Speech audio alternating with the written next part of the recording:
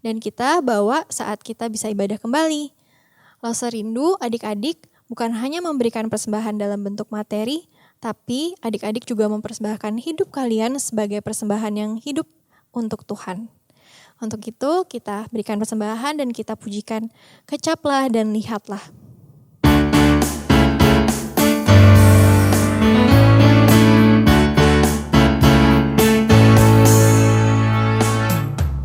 Kecaplah dan lihatlah betapa baiknya Tuhan itu.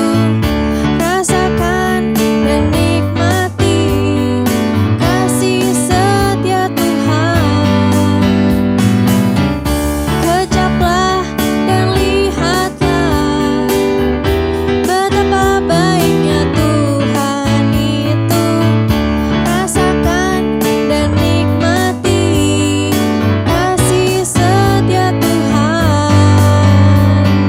Kasih setia Tuhan. Syukur bagimu Tuhan. Segala hormat bagimu Tuhan. Allah yang mengasihiku,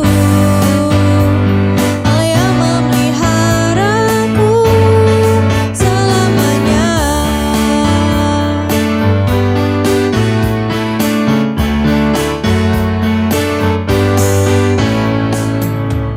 Kecaplah dan lihatlah betapa baiknya Tuhan itu. Rasakan dan nikmati kasih setia Tuhan. Kasih setia Tuhan. Syukur bagimu Tuhan. Segala hormat bagimu Tuhan. Allah yang mengasihiku, Allah yang memeliharaku. Syukur bagimu Tuhan. Segala hormat bagimu Tuhan. Allah yang mengasihiku, Allah yang memeliharaku selamanya. Selamanya. Selamanya. Mari bersama kita lipat tangan, tutup mata, kita bawa persembahan kita kepada Tuhan. Tuhan, terima kasih. Tuhan memberkati Papa dan Mama kami. Tuhan memberkati pekerjaan mereka, sehingga pada hari ini kami boleh bersama-sama memberikan persembahan buat Tuhan. Kami rindu persembahan ini boleh menyenangkan hati Tuhan, dan boleh Tuhan pakai untuk boleh menjadi berkat buat gerejamu, buat setiap pekerjaan Tuhan. Terima kasih ya Tuhan. Kami berdoa, kami bersyukur hanya di dalam nama Tuhan Yesus. Amin. Adik-adik, sebentar lagi kita akan mendengarkan cerita firman Tuhan. Kita siapkan hati kita, pikiran kita mau fokus supaya kita bisa mengerti apa yang ingin Tuhan sampaikan kepada kita melalui firman-Nya. Dan bukan cuma mendengar, tapi kita juga melakukan firman itu untuk kemuliaan Tuhan. Yuk, kita sama-sama nyanyikan Jesus, I Am In.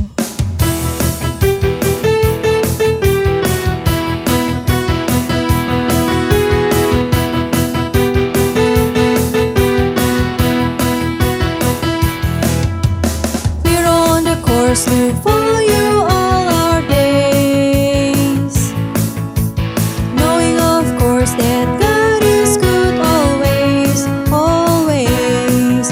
You know me, love me, I trust you with my life. Your word, it shows me a little bit more each day and every night. With every twist, with every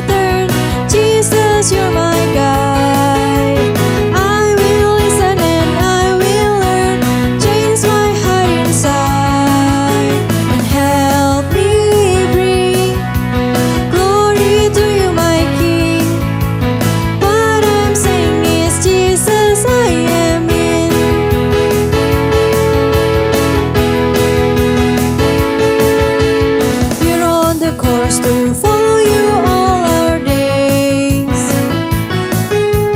knowing of course that God is good always, always. You know me, love me, I trust you with my life. Your word, it shows me a little bit more each day and every night. With every twist, with every turn, Jesus, you're my guide. I will listen and I will learn, change my heart inside. Help me bring glory to you, my King. What I'm saying is, Jesus, I am in. With every twist, with every turn, Jesus, you're my guide.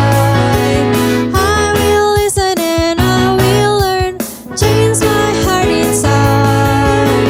Help me bring glory to you, my King.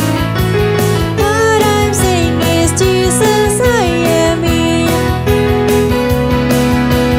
What I'm saying is, Jesus, I am in. What I'm saying is, Jesus, I am in. Selamat pagi adik-adik. Wah, bersyukur pagi ini kita kembali berjumpa lagi di ibadah sekolah minggu online. Sebelum kita mendengarkan firman Tuhan, yuk kita bersatu dalam doa. Tuhan Yesus yang baik, kami bersyukur pagi ini Tuhan sudah mempertemukan kami lewat ibadah sekolah minggu secara online. Tuhan berkati setiap kami, siapkan hati kami untuk mendengarkan firman Tuhan. Di dalam nama Tuhan Yesus kami berdoa dan kami mengucap syukur. Amin. Adik-adik sekalian, di pagi ini kita akan belajar perumpamaan tentang pukat. Pukat itu apa? Pukat itu jala atau jaring. Nah, adik-adik, kalau kita bicara tentang jala, berarti ini ada kaitannya dengan pekerjaan seorang nelayan. Kenapa? Karena seorang nelayan pasti membutuhkan pukat atau jala atau jaring untuk menangkap ikan. Coba kita lihat, seperti apa sih pukat atau jala itu? Ini gambarnya. Namun adik-adik, sebelum kita lanjut belajar Alkitab, Lause mau ajak kita main games dulu nih. Nah, di dalam Alkitab, Tuhan Yesus mengatakan setiap murid-muridnya adalah seorang penjala manusia. Kita akan bermain games penjala manusia. Tak kenal maka tak sayang. Ayo kita coba cocokkan mana yang paling tepat. Pertama, Petrus. Cocok ke arah artinya batu. Yang kedua, Andreas. Andreas lebih cocok ke arah Andreas ialah saudara Petrus. Betul sekali. Yang ketiga, Yakobus. Yakobus lebih cocok kemana nih adik-adik? Ke mengkhianati Yesus atau ke anak Alfeus? Ya betul, Yakobus ialah anak Alfeus. Yang terakhir, Yudas. Nah ini mah gampang banget ya. Yudas yang mengkhianati Yesus. Nah kita lanjut ke game yang kedua. Masih games yang sama, yaitu mencocokkan mana yang paling tepat. Thomas disebut juga sebagai Didimus. Simon yaitu Simon orang Zelot. Matius, ayo, Matius itu si anak Zebedeus atau tukang pajak. Matius sebagai tukang pajak atau pemungut cukai. Yang terakhir mah udah pasti gampang banget ya. Yohanes Yohanes ialah anak Zebedeus. Tak kenal maka tak sayang. Adik-adik sekalian, Lause kira melalui game study kita semakin kenal ya dengan murid-murid Tuhan Yesus. Kali ini kita akan lanjut di dalam pengajaran Tuhan Yesus terkait dengan perumpamaan tentang pukat. Yuk kita buka di dalam Matius 13 ayat 47 sampai 52. Matius 13 ayat 47 sampai 52. Kita baca ya. Demikian pula hal kerajaan sorga itu seumpama pukat yang dilabuhkan di laut, lalu mengumpulkan berbagai-bagai jenis ikan. Setelah penuh, pukat itu pun diseret orang ke pantai. Lalu duduklah mereka dan mengumpulkan ikan yang baik ke dalam pasu, dan ikan yang tidak baik mereka buang. Demikianlah juga pada akhir zaman, malaikat-malaikat akan datang memisahkan orang jahat dari orang benar, lalu mencampakkan orang jahat ke dalam dapur api. Di sanalah akan terdapat ratapan dan kertakan gigi. Mengertikah kamu semuanya itu? Mereka menjawab, ya, kami mengerti. Adik-adik yang dikasihi Tuhan, firman Tuhan yang baru saja kita baca ini menggambarkan seseorang yang ingin masuk ke dalam kerajaan sorga. Itu seumpama seperti seorang nelayan yang sedang menebarkan jalannya di laut. Kemudian berbagai jenis ikan itu tertangkap dalam jala atau jaring tersebut. Apa yang terjadi selanjutnya? Setelah si nelayan selesai menangkap ikan di laut, ia akan pergi ke tepi pantai. Di sana nelayan akan mulai memisahkan manakah yang merupakan ikan yang bagus atau ikan segar sehingga layak dimakan, dan manakah ikan yang jelek, ikan yang busuk, ikan yang tidak segar atau tidak layak dimakan. Tentu kalau ikan yang segar, ikan yang bagus langsung diambil oleh nelayan. Tapi kalau ikan yang busuk atau ikan yang tidak segar, pasti si nelayan langsung membuangnya. Tuhan Yesus bilang, kalau seseorang yang akan masuk kerajaan sorga, ialah mereka yang melakukan kebenaran atau hal-hal baik di mata Tuhan. Sedangkan mereka yang tidak melakukan kebaikan, yaitu mereka yang selalu melakukan hal-hal yang jahat, mereka tidak akan masuk ke dalam kerajaan sorga. Wah, kalau begitu apakah kita akan masuk kerajaan sorga atau kita tidak masuk ke kerajaan sorga? Secara kita pasti sering banget kan melakukan hal-hal yang tidak baik. Ayo, kita pasti pernah melawan mama papa kita. Kita pasti tidak mau mendengar guru saat guru sedang ngajar online. Jadi, apakah kita akan tetap masuk surga jika kita masih sering tidak melakukan hal-hal yang baik? Nah, adik-adik sekalian, ketika kita memutuskan untuk percaya kepada Tuhan Yesus, maka secara langsung kita telah mendapatkan kehidupan yang kekal. Kita pasti telah masuk surga. Kita pasti akan masuk surga. Orang yang percaya pada Tuhan Yesus bahwa Tuhan adalah juru selamat dalam hidup ini, secara otomatis orang itu selamat. Selamat berarti mendapatkan kehidupan yang kekal. Bahagia bersama Tuhan di sorga nanti. Sebagai bentuk ucapan syukur kita atas keselamatan yang sudah Tuhan Yesus berikan, ucapan syukur kita atas anugerah Tuhan dalam hidup kita, maka kita harus menunjukkannya dengan berbuat baik. Coba kita ingat kembali cerita firman Tuhan selama beberapa minggu terakhir ini. Cerita dari Lause-Lause terkait perumpamaan seorang penabur, perumpamaan tentang lala, dan sebagainya. Semua perumpamaan itu mengarah kepada satu poin penting, yaitu tentang identitas warga kerajaan sorga atau kerajaan Allah. Setiap mereka yang mendengarkan Injil atau firman dan melakukannya dalam hidup ini secara otomatis atau dapat dipastikan ia menjadi warga kerajaan surga. Bahkan dikatakan dalam Matius 7 ayat 24, setiap orang yang mendengarkan perkataanku ini dan melakukannya, ia sama dengan orang yang bijaksana. Identitas sebagai anak-anak Allah yaitu kita-kita ini, Lause, kalian, kakak dan adik yang ada di rumah, dikenal sebagai anak Tuhan melalui perbuatan kita. Perbuatan baik kita merupakan cara yang paling ampuh untuk memperkenalkan Tuhan kepada sesama kita. Melalui perbuatan baik, orang-orang akan mengenal Tuhan Yesus lewat hidup kita.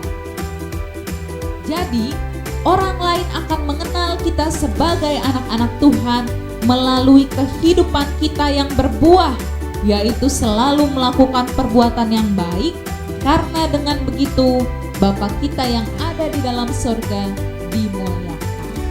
Jadi adik-adik, sekarang bagaimana caranya kita bisa hidup sesuai dengan identitas kita sebagai anak-anak Allah atau warga kerajaan surga? Bagaimana agar kita bisa tetap berbuat baik sekalipun saat ini kita masih menghadapi pandemi corona?